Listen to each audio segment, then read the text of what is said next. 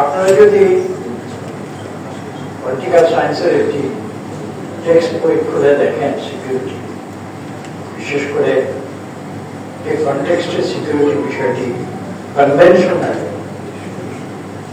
বিশ্বে আলোচিত হয়, আমার ডান পাশে লেফটেন্যান্ট জেনারেল সাহেব রয়েছেন, তিনি অত্যন্ত চমৎকারভাবে সিকিউরিটি বিষয়টি উপস্থাপন করছেন। আমি সেই টেক্সট বুক থেকে বলছি 5টি বিষয় সিকিউরিটি বলতে আত্মিকভাবে যে 5টি বিষয় বলা হয় সেটা হচ্ছে নম্বর 1 military strength of state, security of state. 2 নম্বর হচ্ছে economy of the state, the development process of the state. Number 3 politics, democracy, এই বিষয়টি। নাম্বার 4 ডিপ্লোমেসি, এবং নাম্বার 5 হচ্ছে সোশ্যাল স্ট্রেংথ। এটা হচ্ছে সিকিউরিটির তাত্ত্বিক ব্যাখ্যা। ছাত্ররা, পলিটিক্যাল সায়েন্সের ছাত্ররা যেগুলো পড়াশোনা করে থাকে। এখন আমি যেটা বলেছি যে সাধারণ মানুষের পক্ষ থেকে আমার বক্তব্য কিন্তু আলাদা আলাদা এই কারণে যে আমি কিন্তু সিকিউরিটি স্টেট নিয়ে যতটা উদ্বিগ্ন, তার চেয়ে বেশি উদ্বিগ্ন সিকিউরিটি অফ দ্য পিপল। অর্থাৎ আমি মনে করি যে একটি দেশের সাধারণ ভাগ্যহীন দরিদ্র মানুষের সিকিউরিটি যদি নিশ্চিত না হয়, তাহলে আমরা একটা রাষ্ট্রীয় সিকিউরিটি নিয়ে যত বড় বড় কথাই বা তত্ত্ব আলোচনা করি না কেন বা নিশ্চিত করি না কেন, তাতে কোনো লাভ হবে না। কেননা মানুষের যদি সিকিউরিটি না থাকে তাহলে সেই রাষ্ট্র কিন্তু আমি মনে করি অর্থহীন হয়ে যাবে।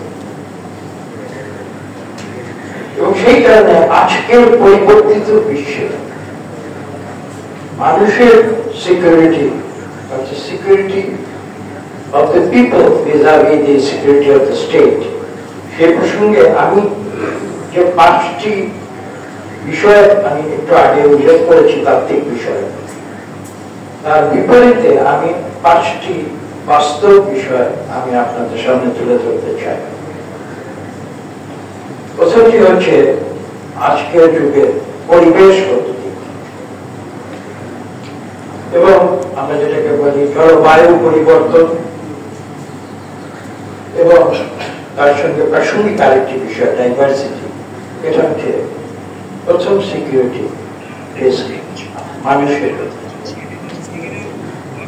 2 যে নতুন যে সিকিউরিটি এসেছে সেটা হচ্ছে নতুন টেকনোলজি। কেউ কেউ বলেন যে উল্লেখ করা আছে আজকে কার্যপত্রে সাইবার সিকিউরিটির কথা উল্লেখ আছে।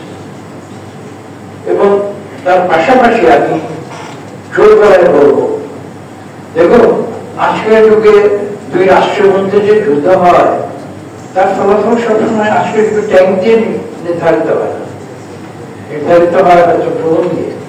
যে ড্রোন পরিচালনা কিন্তু ট্যাঙ্ক চালক তারা করেন না, এটা করে তিনি কম্পিউটারে বাটন প্রেস করছেন।